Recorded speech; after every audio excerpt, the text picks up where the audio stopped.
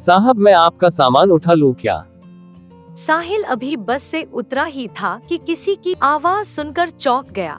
पीछे मुड़कर देखा तो एक उसकी ही उम्र का लड़का फटे पुराने कपड़े पहने उसके सामान की तरफ देख रहा था।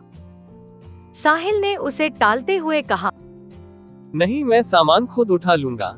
यह सुनकर वह लड़का थोड़ा सा निराश हो गया और बोला, साहब कुछ भी दे दीजिएगा, बहुत मजबूर हूँ, कुछ खाने का इंतजाम हो जाएगा। साहिल झुंझलाकर उसकी ओर देख रहा था। उस लड़के की आंखों में उसे आंसू नजर आ रहे थे। फिर उसने गौर से उसे देखा तो समझ में आया यह तो उसके बचपन का दोस्त राहुल है।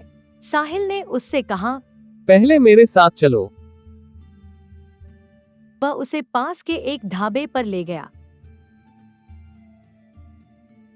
साहिल ने उससे कहा, क्या खाओगे? साहिल के पूछने पर लड़के ने कहा, नहीं साहब, अगर आप सामान उठवाओगे तो ही मैं कुछ लूंगा। हाँ मैं जानता हूँ तुम बहुत खुददार हो, किसी की मदद नहीं लोगे।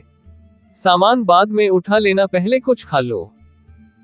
लड़का डरते डरते सामने पड़ी कुर्सी पर बैठ गया। साहिल उससे पूछता है, तुम इस हाल में कैसे? मेरा मतलब है कुछ अपने बारे में बताओ। राहुल ने बताया, साहब मेरे पिता इसी गांव में एक किसान थे। गांव के जमींदार से कर्ज लेकर उन्होंने फसल लगाई थी, लेकिन सारी फसल खराब हो गई। कर्ज का ब्याज बढ़ता गया। जमींदार ने खेतों पर, बैलों पर और घर पर कब्जा कर लिया। पिताजी ये सब बर्दाश्त न कर सके और फांसी लगा ली। मैं तब छोटा था, कुछ दिन बाद माँ भी चल बसी। स्कूल जाना तो दूर, गांव में कोई काम न मिला, भूखे मरने लगा। तब से जो भी काम मिलता है वह कर लेता हूँ। दोपहर को बस के आने पर कोई सवारी सामान उठवा लेती है तो खाने का जुगाड़ हो जाता है। तभी खाना आ गया। साहब ये तो बहुत महंगा होगा, मेरी मजदूरी तो बस 10 रुपए बनती है। ये सब मैं कैसे चुका पाऊंगा? अभी मैं आया हूँ, वापस भी जाऊंगा, तब मेरी सामान उठा लेना।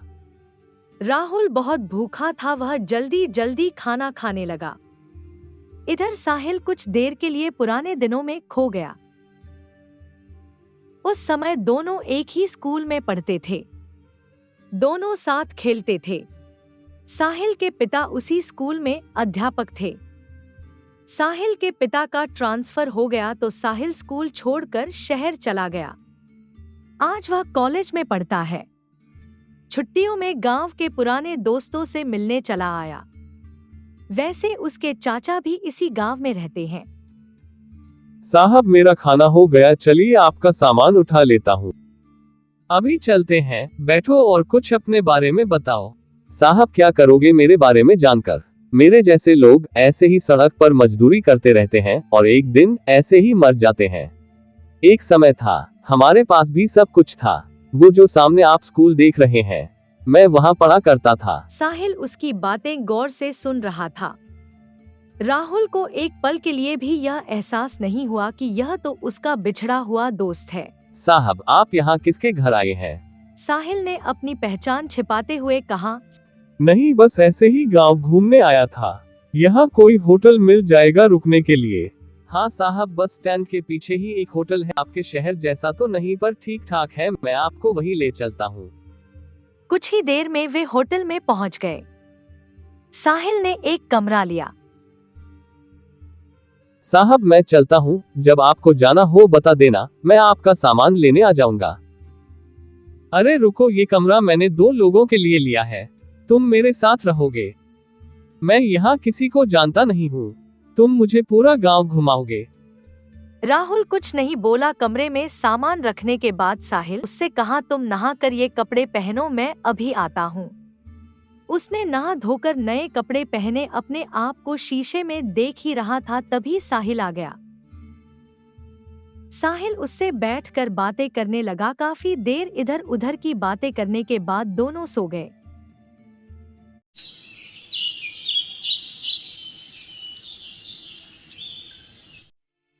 सुबह साहिल राहुल को लेकर गांव घूमने गया। वहां राहुल ने अपना घर दिखाया जो बंद था। फिर वह उस पेड़ के नीचे ले गया जहां कल तक वह सोता था। राहुल, मैंने तुमसे झूठ बोला था। मैं गांव घूमने नहीं, सिर्फ तुमसे मिलने आया था। मैं तुम्हारे बचपन का दोस्त साहिल हूँ। यह सुनकर राहुल चौंक गया। राहुल कुछ बोल न सका। वह बस एकटक साहिल को देखे जा रहा था। आज उसका कोई अपना उससे मिलने आया। इस बात पर अभी भी उसे विश्वास नहीं हो रहा था। वह उसे लेकर अपने चाचा के घर गया। साहिल के चाचा सब पहले से जानते थे। साहिल के चाचा एक संपन्न किसान थे।